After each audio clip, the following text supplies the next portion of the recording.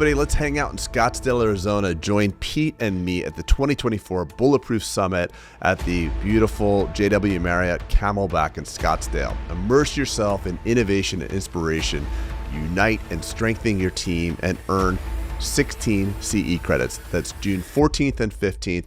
Register at bulletproofsummit.com. We can't wait to connect with you and your entire team. See you soon, guys. Buddy, I feel like this is going to be a banger today. You know why? Because you prepared yourself. I'm always prepared. Well, you prepared me, so I'm not just going off the cuff. That's not the reason it's going to be a banger. I think it's coming off of a weekend of intense 28 hours of dentist talk.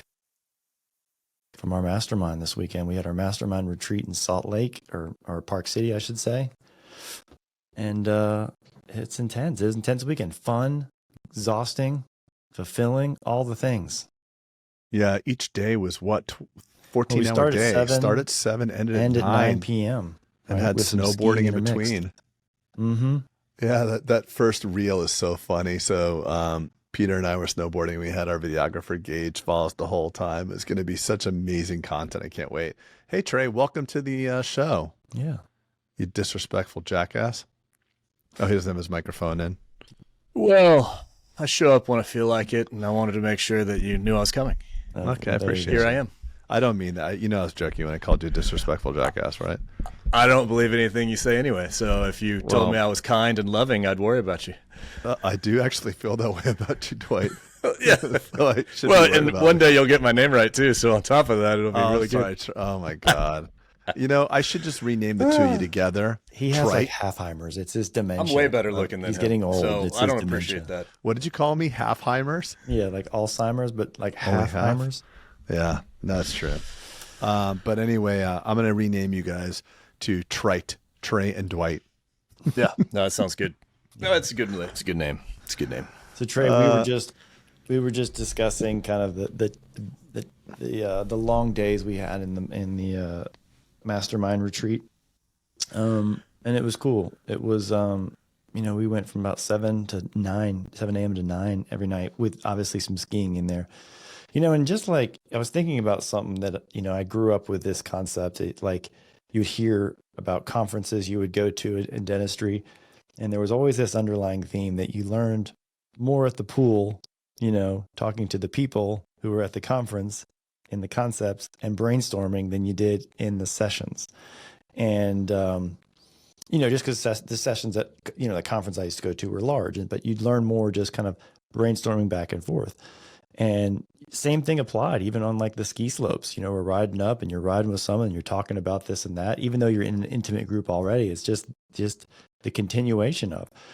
And you would think we'd get sick of talking about dentistry after 2 sessions and then going skiing, but here we are. What's interesting about that? Yeah, still talking about it. Talking about it. Dentistry is so much a part of your identity. And Craig, this is something that I'm sure you hear a lot, but I bought my dad's second practice from him a number of months ago, and he thought he was done, and he actually came back to me and said, "Hey, I'm ready to do the next one," because he can't stop. Really? He can't stop doing it because it's so much. He gets so much out of it in terms of other pieces of his life. And I don't think that's so unique to dentistry, but it's certainly, dentistry is a very big part of that because of how intimate and how relationship involved it is. Yeah, I don't think that's unique to dentistry. I mean, I think it's anyone who's got is in a position where they're admired, respected, right? Maybe leading people, and then to go from that to nothing, probably in retirement, like my dad with an airline pilot, right? I think there's a change of like, oh shit, I kind of didn't know what I had, right? Didn't know the gift of kind of being in that position, So yeah. I think it's cool. And I agree with you, Trey. It becomes your identity, especially when you do something 30 plus years. Sure. Well, and I think this is worth saying out loud too, because every time I interview a kid, there's always that, like we talked about last time, the golden age of dentistry is over bullshit that, everyone's saying, but this is a gift. We get to do that every day, all day, and that is so rare, especially when I used to always laugh, but I wasn't kidding. You'd go talk to all your hygiene patients and you introduce yourself, and you meet new patients and you start asking, hey, so what do you do? Blah, blah, blah. I'd always get to, do you enjoy it? And I would tell you 80% of people say, nah, it's a job. Yeah. And I mean, and maybe I'm the rarity in the 20, but I love dentistry. I think it's a phenomenal industry. I love being a dentist. Mm-hmm. We're lucky. Yep, definitely. There were some common themes, Trey, and I know you weren't there. There were some common themes that we kind of, as we kind of had this intimate conversations, and I'm not going to talk about all those, but there were some themes that kept arising. And even in the sophistication of the group that we have at this level, right? Sometimes we have 2-year and 3-year masterminders. We have 4-year masterminders now, Pete, in that group. We have 4-year people that have been for 4 years. Yeah, and so the evolution, it's crazy to watch from start up to 3.5 million. There's one in there, right? Where I was going was that there's a common theme, and I wrote down some of these that people still, I think, struggle with as a group. Maybe not struggle with, but are constantly on the hamster wheel. And it's recruiting associates and onboarding them. Increasing perio percentage, or making sure that perio is not underdiagnosed with your hygiene team. And then a toxic people, right? Like, how do you handle dysfunction in your team? And so that is the topic of today's discussion, is the team. Because I think it's such, Trey, you said something about we're blessed to be here, right? And I think your team can be that how am I trying to say this? Either it can make you be the thing that makes you love your job even more, or the thing that makes you just throw in the towel and say, screw it, I can't deal. And so having a team and curating a team and leading a team can be very self-serving, quite honestly, because it can make, you spend probably more awake and vibrant times at work than you do at your house. Right, your good hours of the day are spent at your thing. So it's just incumbent upon you to really kind of look at this. So it amplifies whatever you are. So if you're a poor leader, your team will amplify your poor leadership. If you're a good leader, it'll amplify your good leadership. It just makes you more of what you are. If you're scarce, your team will amplify your scarcity. If you're abundant, it will amplify your abundance. It's something I think that's a great subject, by the way. Yep. Yeah. So what we're going to do is discuss, are you guys familiar with, the Pat Lencioni? Yep. I read it. The 5 dysfunctions. The 5 dysfunctions of a team. Great book. We're going to take that into a different dental extrapolation, because I think, I know we as dentists think that dentistry is so unique and it doesn't share the same problems as the manufacturing plant down the street or the restaurant, but there's commonalities to all business, right? Anyone who has employees, you have a team member. And so there's 5 dysfunctions of a team. And so we're looking, if you're listening this live, I'll try and if you're just listening to this and not watching it, what we're doing is we're looking at a PDF of kind of the dysfunctions of a team. We're looking at the base of a 5-tier pyramid, with the base being number 1 is called the absence of trust. And so this happens when a team member in a dental practice are not open about their mistakes or their weaknesses. So do you guys have anything on this? I mean, any examples, any anecdotes about something like this the absence of trust and how this is the formation of a dysfunctional team? Well, I have a lot to say on this, because I always lament that people can feel what you believe. And if you believe your team sucks, and I can pretty quickly, you guys joke around and call me the dental whisperer. I know, at least Pete, you do. Trey, I don't know what you call me behind my back, but I have same the thing to your ability. face. Yeah, exactly. Okay, then we don't have time for all that. But I have this intuitive ability to know the general landscape of people's dental lives by the way they talk about things and the words that they use. And you hear dentists talk about, how people are, no one gives a crap and blah, blah, blah. And you can't find good people, and people can feel that. So if you believe that, you can't influence your team to be better if you're constantly judging them. So the quote that kind of changed my leadership life was, treat people as they currently are, you make them worse. Treat people as they could be, you help them to become what they're capable of becoming. And if you believe you work with knuckleheads, and I think if we're intellectually honest, I think many of the people listening to this are like, yeah, well, I work in Mesquite, Texas or Spokane, Washington, and we can't find good people. So I just have a bunch of knuckleheads here and I have to just, put down in an index card how to do every single thing in the office because we're all stupid. That erosion of trust, people feel it. Even though you think you're saying nice things like, good morning, Becky, and hope your kids are feeling better. If you believe that they're stupid, they will actually become worse. Right. I think that's a great quote. That is a great quote. And trust, there's a reason trust on this pyramid is at the bottom. Trust is the foundation for virtually everything we do. And if you extrapolate that out, not just to the team, but to us in healthcare, you get to, it's exactly the same. Trust is such a foundation of virtually any relationship or relationship business. And one of the things that I've really harped on recently with everybody, you hear everyone coming out saying we have to educate the patient, and you sit down and realize that's a fool's errand. You educate your team and they walk out the door and they put all the stuff that you just taught them and they forget them. People have short-term memories. Everybody does.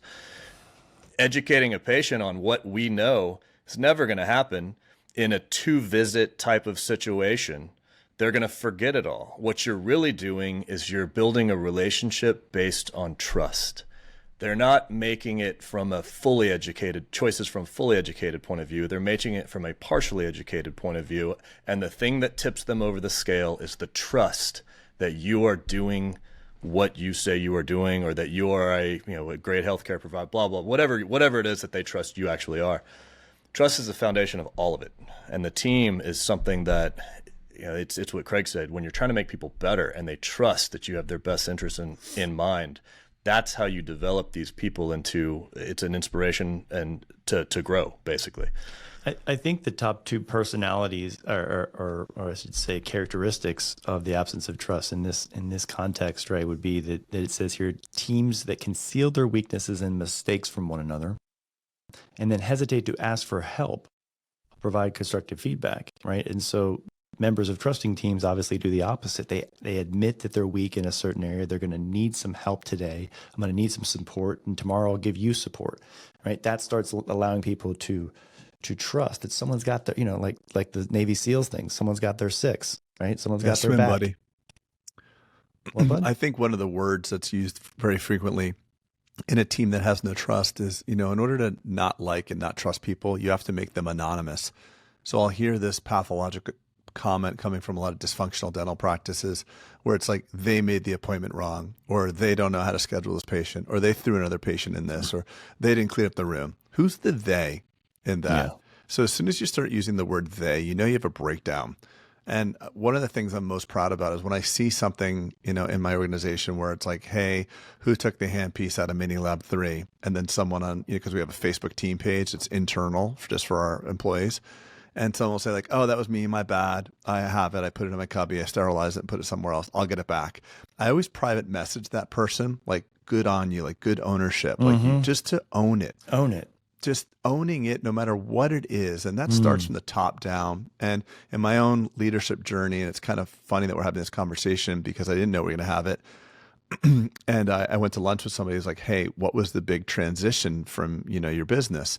And it was this. It was me owning the fact that I am scared. I'm vulnerable. I don't have leadership skills. I'm treating you poorly. Everybody's crying around me. I don't want to do this anymore. So that ownership at the leadership level, at the top level, trickles down. Yeah, that accountability, right? That extreme accountability, which is a very long book, but it's pretty good. That's a great piece of... That's a piece of an overarching picture, I think, that's basically a safe environment. And you create it from the top down, like you said, Craig, and it starts with you. You create a safe environment for people to have 2 things, the authenticity and the vulnerability. So it's the authenticity to say, hey, and I use me as an example when I'm talking to my team, it's you got to be able to have the authenticity to come to me and say, hey, your system sucks, or what you did I didn't like, or this or that. You should challenge me. I have to have the vulnerability to say, yeah, okay, wait, hold on. If they're saying that, there's a perception or reality or somewhere in between that is affecting this person, and I need to address it and not get hurt, not get angry, not get pissed. And that's only possible, 1, when both sides, it's a 2-way street, and 2, when the environment is created by, and it's top down, like you said, of safety to where everyone knows that's not just allowed, it's expected. Sorry, Pete, just to add one thing to what you just said, Trey, is that when you have that ability to weigh in and add constructive feedback to even you, the boss, the guy with the name on the building, you actually get engagement, because like, I'm going to tell you what I think and it's going to turn into action. So this base of trust, it's no wonder that lack of commitment is, 3 or avoidance is 4, because trust builds all that. If you come up with a good idea and say, great, Becky, that's not how we do things. Shut up and spit and do your job, or suction or whatever it is. I always say shut up and spit. It's like a Freudian slip. It's terrible. It's like cue the Marvin Gaye. Wah, wah, wah, wah, wah. Get it out. No, but anyway, you know what I'm saying? Like, it's like if you shut up and just do your job is not to think. Unfortunately, guys, that is a typical terrible boss's dental environment. We are trained to feel like we're the top of the food chain, and there's a lot of caustic dental culture out there, a lot more than we'd care to think about. Moving to number 2 up the pyramid.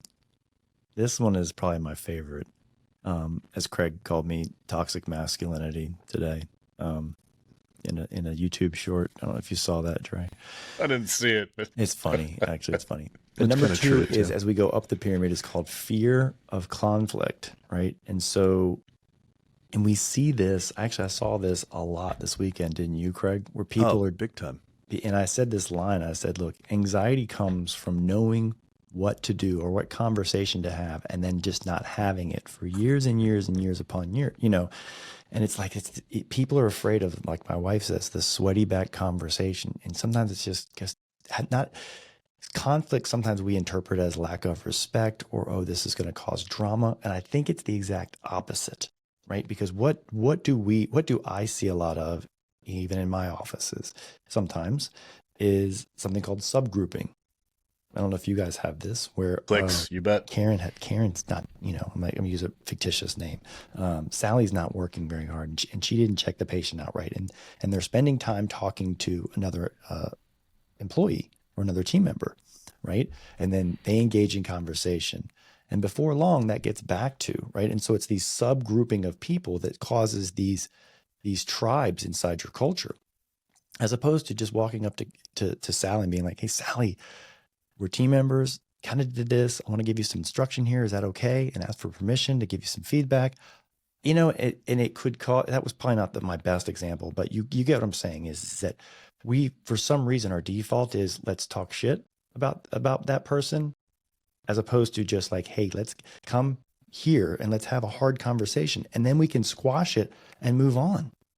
That's just human nature, Pete. I know. Why is Ozempic so popular? Just because people can't put the chocolate cake down. There's a pill for everything that's hard. And fear of conflict. When you're upset, the first thing you want to do is get consensus. You want to go vent. And even if you think you're not gossiping, but you're listening to that venting, you're part of a potentiation of gossip that's extremely erosive to the practice. As a leader move, when you hear that, and maybe because I hated drama so much, but when someone would come to me and start drama, I would immediately be like, let's go talk to them right now. Let's go get the other person, as opposed to, like you're saying, Craig, engaging in that, just even listening to that, wah, wah, wah, wah, wah, wah, right? You say, let's just have a direct conversation. And I think a high performing teams do this really well, right? They can bicker like brothers and sisters or family members, but there's no love lost. There's no love lost. Yeah. One thing that makes it easier to actually make this a little bit more actionable on a very small level to people that struggle with this, which is everybody, is we read, and I say this, it's more in our leadership team of talking about it, but if you take conflict in terms of, addressing conflict as a conversation and start to rename those conversations courageous conversations, it stops being negative and stops being something to be afraid of. It starts to be something that, hey, it's a courageous conversation. Go have it. Let's go do that. That sounds like something you should do, not conflict. Yeah, it puts a hero title on it, right? Yeah, let me hide in the corner from conflict. Put the hero title. That's exactly what that is. Yeah, or it's a carefrontation, or it could be verify, clarify. Those are, I mean, I've heard these things like, hey, let me just clarify what that meant. That's lame. But I mean, I like Trey's. Trey's is way better. I think the most important. Let's have a careversation. Is that what you just said? A carefrontation. I don't know. I'm just saying the names. The spirit. It doesn't matter what the hell you call it. The most important thing is that I just want to make it very clear, because I said something and I don't want to get lost. Listening to the gossip is the potentiation of the gossip, because you ask most people, they're not gossiping. I'm just listening. They're venting. I don't want to be rude. No, you're being rude to the person that they're talking about. Mm-hmm. Hey, John is not here right now, Trey. Can I go grab John? I really don't want to have a conversation about John without him being here. Trey, is it okay if I go get him? Oh, well, no, I'll talk to him later. Okay, great. And then you cut that conversation off, because you don't know how many times I've had conversations where, like, I don't talk. I just listen. It's the same thing. Love it. That's great. That's great. As we move up, the third characteristic of a dysfunctional team is lack of commitment. And so, yeah, I mean, you guys, Trey, why don't you jump on this? Because it seems to be like your jam here, buddy. Lack of commitment, I think, is a very important thing and I'm going to approach this from a different angle. I think all of us, obviously, we are committed to our own organizations, and commitment is important, but commitment is not necessary for everybody at the same level that you are committed to your own organization. And there are frontline workers. I mean, think of a beehive. There's the queen, who's fully committed to the ongoing living of this hive. And then there's the worker bee that really is just there, and they have a role, but go to Maslow's hierarchy of needs. Some people just need to pay their rent, and that's totally okay. There's room for those people too. They are committed at a different level, but they are committed. And part of that, on any varying level of commitment from that standpoint, you always have to remember that you need the engagement. So how you roll out, and it was funny, as I used to be very anti this, and now I'm deep into it, but things like your purpose or your mission or passion, whatever you want to call it, your values, those should be real. They should be something that everybody knows. They should be things that mean something to you and then mean something to the organization. And you should have those things not just explained and documented, but you should be living them as the example. And then you should be able to speak to those things in front of that group to where you can get the message across. So how you roll it out is what's important there, and that develops that commitment at whatever level. This is a big leadership thing then, Trey, is what I'm hearing. Because right, so if you're creating that clarity around the direction and the priorities of what you want the practice to be like, and you've crystallized that as the leader, then it is incumbent upon the high performing team to exhibit that commitment. You're right. So one who does not have it is just like everyone's kind of floundering around. Craig, that's why you really push on our masterminders and in the summit, really, really pushing on the curation of the vision. Well, the why specifically, because a strong enough why will transcend a lot of the strategy. Like the culture will eat the strategy for breakfast. So if you have a religious, I'm just using this as a small example, like some of our dentists in our mastermind have like a spiritual life outside their dental practice. But like they could incorporate like an agnostic version or a non-denominational version of that into their values, because that resonates with them. And that's a compelling why. So Trey, you said something interesting. You said, I wasn't always a fan of doing this, and now I realize I am. When did this happen, and what changed, and why, if you don't mind? Yeah, great question. And I do not mind. So let's talk, we'll use a mission statement. Everybody talks about, if you go to any group on a business, right, they'll throw a mission statement out as, we got to develop a mission statement. And then if you're in an interactive thing, it's like a weekend course, you're like, let's sit down and take time and develop it. And if you, in dentistry, you can take every one of those mission statements in a room, and it's going to be exactly the same. It's like a leadership book. Take all the chapters, rearrange them, change the author. They're all the same. They have a lot of very similar stuff in them, and it's worthless. It's stuff like, we strive to protect oral health, and there's like 5 buzzwords in all of them. It's complete bullshit. It's the posters that you buy online, like teamwork and the people rowing. We endeavor to. So I threw all that shit out, and I remember thinking, we don't need any of that shit. We're here to treat people, period, and you run forward. And what was funny is I had an office meeting, a team meeting. This is when I had one office, and it was a big office, but it was we'd have 25 people in a room sitting there, and I had written a mission statement, and I had told everybody that. And I asked them, I said, can anybody say the mission statement? Nobody could say the mission statement. So I came back the next, it was next month, and I said, I'll offer anybody $100 if you can say the mission statement. No one did it. I had a weekly meeting after that. Same thing. I came in, I said, I will offer anybody $500 if you can say the mission statement. Not one person could say it. And what's funny is, knowing that I did that all the way through, I then approached one office manager down the road. I guess I was at 3 offices because this was she was at Brenham. But I approached her individually, and I offered her $1,000 to say it. And I puckered up a little bit. And knowing that I had been through all of those escalations, she still didn't go learn it to figure it out. I mean, it was like 4 sentences long. And I realized, because it's fully unmemorable. It has no bearing on anything. It wasn't productive. It wasn't good. So what we did is I spent a ton of time actually building that why that is real. So my values went through over and over of iterations of what I thought was good. And then I got to where I have it. The mission statement got down to 2 words. Everything got to where we got to where it was memorable and functional. And now we roll it out in big ways. And actually, when I did that, I rolled it out with a full retreat where we brought all the offices together, rented out urban air, and brought in a speaker. And our values are an acronym. They spell fight. So our deal was, when was this, Trey? Fighting on this. I probably did that. The first retreat, the values retreat, was in 2020. It was in February of 2020, right before shit hit the fan. Got it. And now it's big. I'm gonna give selfish credit to the Bulletproof Mastermind for that one. For the Bulletproof Mastermind? That was you were part of that. That was pre me. I was the next year. Okay, You just got I'm still confirmation. gonna get credit. But I'll give you credit nonetheless, just because I like Thank you, Trey. Thank you. You're welcome. All right. As we go up in the pyramid, the second from the top of this pyramid as we go towards the peak is called avoidance of accountability. And this is really just a dysfunction when it occurs when team members don't hold each other accountable, possibly due to lack of commitment to the practice goals. Or fear of conflict. Or fear of conflict, right? As it keeps, or absence of trust as you keep rolling the marble down this pyramid, right? So they obviously are building from one another. The accountability is a huge thing. And Craig, you gave a great example of someone who you then acknowledged, hey, I really appreciate you just stepping up and owning that flaw or that faux pas you had in the practice, because it sets a good culture where people are allowed to make mistakes.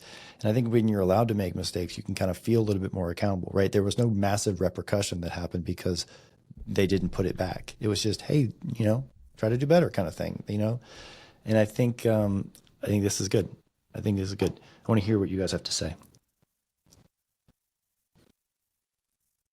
I think the marble rolling downhill is exactly you nailed it on that. This happens because of the previous 3 and among other things, but accountability is on both sides. You have to be both personally accountable, and then you have other people making sure you're accountable. So it has a lot of angles to get accountability. I also will tell you, this is probably the most difficult thing I've ever faced in my organization, is constantly having appropriate accountability. Mm-hmm. You mean just across your organization, right? Yes. Getting it in place and keeping it in place. Have you ever noticed, and I'm curious what you guys think about this, and Craig, this goes back to the we, or maybe Trey, you said that who is we kind of thing. But if many are accountable to an outcome, then it never seems to get done, right? Maybe not never, but it's just, it creates an environment where everyone kind of waits for the other person to do or take action or something in accountability. And so I don't like it when massive groups of people are responsible to an outcome. I like when there's one person, like, hey, for example, when you have an emergency with 911, you point, you call, they teach you call 911, you come here, help me do chest compressions, you go seek out blah, blah, and it's specific. You go handle things as you divide and conquer. Well, there's a small nuance to that, Pete. So in our practice, we have this by when board. And if it makes the by when board, it's a date, it's what it is, and it has the person, the who, what, and when. But the who, the person, does not necessarily have to be the person that does it. It's the person who owns the result. Mm-hmm. So I think that you can work in small teams, but there has to be one person that answers for it. And if that's and I like that little nuance to it, that this is the person that reports back. And if this person's not going to be here on the Thursday when it gets reported back, they still own the result. So they went out and they got somebody else to say, I'm not going to be here on September 15th. Can you own the result for this week? Because you own that task, whether or not you're present or not. And Craig, you made a great distinction right there. I want to pause for a second. This is actually one of the lessons I learned from one of my boss in 2001, and it was called the monkey on your back lesson. And so many people, when you task them or give them something to do, when they come back to talk to you about it, hey, this is where we are on it, and I've done this, this, and this. A lot of people, unfortunately, think that they've put the monkey back on your back. Now you kind of are owning that. And I think it's really imperative to say, that's fantastic. You're doing great. Just want to make sure you're clear, kind of, you're the one taking this. It's not, this is not shared now amongst the two of us just because you've communicated where you are. You need to own the finality of this. And I think it's really important. I can't tell you how many times I've had breakdowns in my work relationships by just not clarifying that you still own this. Please, you got to keep with this. Well, I told you about it. You hear that. Well, I told you where I was with it. I told you what happened. I thought that was good. And I just didn't create massive clarity around that accountability of finishing the task. And that's shame on me. Shame on me for that. Right. Good for you. You see what I do, Peter. I'm the king of we are doing it, but you're going to provide the result. It's a constant, like Peter, you see that with me. Even when you're building a bonus system or you're building something that requires metrics, if you're going to be paid extra money to do it, you're going to procure the data, you're going to reference the data, you're going to prepare the data, and you're going to hand it to me. So all I have to do is look at it and say, yep, looks good. If your bonus requires me to stay up on Friday night with a spreadsheet, that's not a bonus for you. That's a bonus for me. Pete, do you do this as well in terms of assigning somebody to be responsible for any given task or policy or metric or anything like that? Yes, to a certain degree, we try to, right? I mean, some things, Trey, you can't avoid. Yeah, when it's appropriate. You can't avoid the collective to be accountable, right? Sure. Well, and what I'm getting at is that all three of us are up here talking about this, and all three of us do this. We do the exact same thing. I can tell you It's super this, actionable. It's Trey. super positive, and everyone needs to think along those lines to get that accountability in place. I can tell you this, and I'd love to hear your thoughts on this as you've grown locations and scale and your disparate locations, that it is harder. Look, when you're one office, it's really just, it's easier to say the we, let's go do this, right? It's easier to maintain and control things. Some of our bonus system has been designed so much around the aggregate of how we all do, because it was imperative for me to create one brand and one culture and one big team, even though we were in different locations. And as I've gone now to 5 locations under this one brand, it's tough because sometimes, and I think it's human nature, you just see that there's a lot of like, well, let's see what they do before we take action kind of things, and there's some offices that are overperforming and some that are underperforming, and the reward is not merit-based as much as it could be. And I don't know the way out of that. Maybe I'm addressing it wrong, but I'm looking at redesigning my bonus structure based on 3 things, Trey.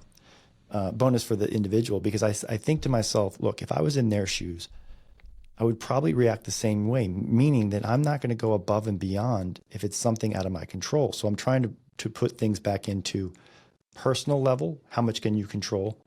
That individual office location level, how much can you control? You still have some control. And then the aggregate office of all 5 collectively working together to kind of change that accountability. Because I just am seeing the bigger you go, it's easy to sit and say, oh, let's see what they do. Let's see how things go. So I think you're fighting a battle that's an evolution. You start by putting things together and putting this collective group together and bonusing according to the whole. It's much easier with one office than it is with 5. At 2, at 3, everybody's still running down, seeing the avenue. But as you get bigger, it no longer works because now you have a bystander effect. It's, you know, when the old lady falls, you know, in the middle of the, or let's say right outside your office, you run out there and help her. When you're in a group of 15 people and an old woman falls, everyone stands there because everyone goes, they'll do it. I don't need to do it because someone else will take care of it. Or should I? So inaction occurs because of that psychological phenomenon. And it's no different in this. Excellent, Trey. Trey, and what as did you have for breakfast today? You got to ask me the right questions. But pure drugs. It's fantastic. I think the other issue you run into that and we'll talk a business sense at this point, as you scale and that bystander effect takes place among offices that also trickles down among individuals, what ends up happening is that you try to centralize everything at first, then you get bigger, you remove accountability on accident, and what do? You decentralize and you place accountability back at the practice level. Yes. That tends to be the evolution. I mean, say that I wish I had a repeat button of what you just said, because it'd be hard to make you say that again. But that was spot on, Trey. Spot on. Thank you. I'll see you guys later. Yeah, you might want to end with that. I'm done. That was so good. Attached. That was so good. You can just drop. You can drop the tripod. Just kick it. Yeah, I'm just gonna kick the mic over. All right, let's move to the last one. So the top of the pyramid is something called inattention to results. And, you know, well, let's talk about this for a second as it pertains to dentistry. And I'm going to pull up this last slide. It's the inattention results is members of a dysfunctional team that they stagnate or fail to grow. They rarely defeat competitors. They lose achievement-oriented employees, okay, is some of the signs of the dysfunctional teams. So how that relates to dentistry, I think, is kind of the ethos of like Bulletproof, really, right? It's all about foot on the gas. I always say if you're not growing, you're contracting. You're not, you can't coast. You got to pick one, either grow or contract, but there's no coasting. And so, and just kind of like the submission of like, oh, well, I've got DSOs coming in, or I've got new competition popping up, and you're like not up for the fight. And I think that's just something I see, honestly. Well, I think it's also you get what you tolerate. So all these, with the marble rolling down again, this is the base of the pyramid. If you get all this, what you're doing is you're saying we have a culture of tolerance of ineptitude, tolerance of gossip, tolerance of low trust. So even the A players are like, what the hell am I doing here? Yeah. And then it ultimately leads to, we don't care. Results are abstract. And my working towards any given result is being mitigated by people who don't give a crap. It's the death spiral. And this is the final result of the death spiral. No one cares. This is your ability to, if we get into the team aspect of it, I think this is your ability to motivate everybody to, one, see the end goal, but two, row in the same direction to achieve the end goal. This is the inspiration piece. This is the piece that tells everybody whether, and I'll use my personal thoughts as an example, and I've gone through this for years in terms of trying to figure out what my own personal mission is, and mine's 2 words: to inspire and grow. And I imply that, apply that. It's okay. Leave them alone. Inspire and grow. That's 3. So you almost had it. 2 inspire. Inspire. Oh, 2. You're adding the 2. You're adding 2. Okay. Inspire. Oh yeah, inspire. You're right. That's right. It's a hyphenated word. Hyphenated. It is. Man. Wait, you said 4 syllables or 4 words? I'm sorry. Either way, math isn't really relevant. Okay, so it's 4. We'll agree to disagree. You need to motivate people, and you have to motivate them towards a cause. And it's basically a race. If you don't have a finish line, if they don't know where they're going, it's very hard to really get there and get there well or get there quickly. Everything needs to be defined. Trey, Craig and I this weekend, we had to take advantage of our Bulletproof videographer being in Salt Lake. He actually lives there. So we did some kind of things to talk about Bulletproof and just promoting the summit and kind of getting around. And it kept coming back to kind of what we just both feel so strongly about. And this relates to this number 5, is that this bring your team, this alignment of team, right? Creating all the things that we've just talked about. But it really, I think it focuses on the results. Like, here's what we're going to expect. Here's what we're going to hold each other accountable to. Here's what we're going to agree. Craig, what's that saying about buy-in? When you have buy-in? Well, if you don't weigh in, you can't buy in. Right. And I think if we're all honest with ourselves and this journey that we've all gone through in our practices, the biggest portion of the evolution was us. It's like, you could be a thumb person or a finger person, like finger pointing out, thumbs, it's me. And those who get furthest in life are the ones that take extreme accountability. And every single 5 steps of this pyramid has always come back to a personal thing. And the dentists out there, because of our virtue of our training, I think it's us. We need more training. We need more clinical training, but we're discounting the power of the team. And as we started the podcast, we said that the team is an amplification of what you are. If you're a dysfunctional leader, you're going to have a dysfunctional team. If you're a great leader, you can conquer the world. I'm glad you're bringing that up. And no one focuses on this. Can you pause for a second? Yeah. On that? And this is a little bit of a rant. So you hear some lines in business a lot. Yeah. Craig, we talked about this a little bit this weekend. One you just said, be a leader. Okay. Don't say anything yet. Don't say anything. Yeah. Another one we hear a lot. I know. Work on your business. Yeah. Not in your business. Okay. So these are great buzzwords. And by the way, I'm going to pick on my boy Sully Sullivan, who I love very much. And he's actually working on his business. He had those words like in block letters on the drywall of his building. And I just think that's so funny because, like, if you just tell people this year, 2024, I'm going to work on my business versus in it. People are like, yeah, you go get it. I wasn't done. Let me complete where I was going. Right. I know you just have like microphone Tourette's and just want to get in there and say something. Okay. Let me finish. Yeah, like this one. You're an asshole. Sorry. Tourette's. Sorry. All right. So, but where I was going with this is like, I think it's important. So Trey, we broke down this weekend. I wanted to pause on your business. And I said, so let's go over like what characteristics of working in your business look like and what it's on your business. And Dwight and I sat there and wrote down all these things, right? It's not doing payroll, it's working on your business, but on your business could be marketing or visionary work or creating leadership.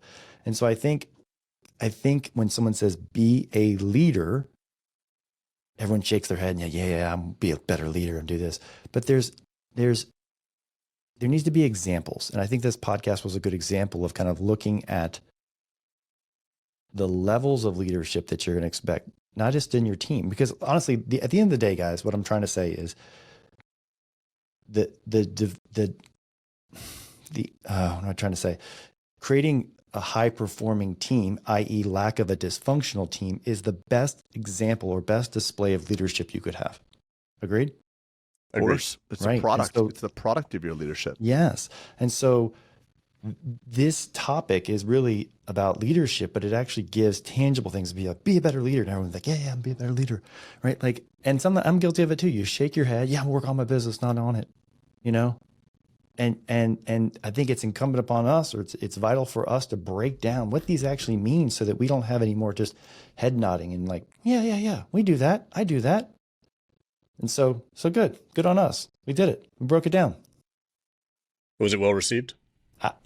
Trey, I think we're going to get lots of Trey Tippit on fire emojis in the comments. So yeah. So good. Yeah, all right, guys. I don't have anything else. Coherent and really well curated content, Trey. I don't know what you've done with the original Trey Tippit, but I like this Trey Tippit. It's a good Trey Tippit. This is not the 2.0. This is 2.0, maybe 3.0. What's wrong with the original one, asshole? Yeah. Well, I love all Trey Tippits, all multiple personalities of him, but this one I like particularly a lot. All right, guys. Enjoyed it. Everybody, we will see you. Actually, any announcements? Yeah, big announcement. Okay. Make sure you register for the summit, June 14 and 15, not January, like I was saying at the recording. But June 14 and 15 in sunny Scottsdale, Arizona at the Camelback Resort. Go ahead and make sure you bring your team this year. We actually have group discounts. We hear this time and time again. Damn it, I wish I would have brought my team. I didn't know. Bring your team. Don't miss out. The leverage, the power of the summit is when you bring your team. So don't go alone. And we've got Deborah Nash coming. We've got Uchi Odiatu. Uchi Odiatu. Yeah, we've got some good talent. I mean, and it's going to be really focused. The tracks are really focused on team development, of hygiene, team members, assisting, things like that. So it's tracks that have individual development, but then time to then get together and, like we're saying, come together and create that massive alignment where you get massive traction on Monday morning when you go back from Scottsdale. And that is the most frustrating thing about dentistry or dental conferences. We all have said this. You go, you learn, you get fired up, and you come back to a team who had zero exposure to that. And you're saying, damn it, no one understands me. This team sucks and blah, blah, blah. And they are sitting there saying like, oh, there's Dr. Smith. Give it till Thursday. It'll be done. And we won't have to hear this shit anymore, right? They didn't have the buy-in because they didn't get exposure to it. And so that is kind of our mission is to make the lives of dentists a little easier by just involving your damn team. Yeah. And co-creation, there's writing and strategic exercises to actually curate your action plan. It's not just theory. It's we're going to stop talking now. Here's 10 minutes, break out into your teams and do this exercise and curate this strategic plan with them. I'm really proud of this one. I'm really proud of where we've arrived. Cool. I enjoyed it, fellas. We'll see everyone next time. Over and out. Guys. Thanks, Trey. See you guys.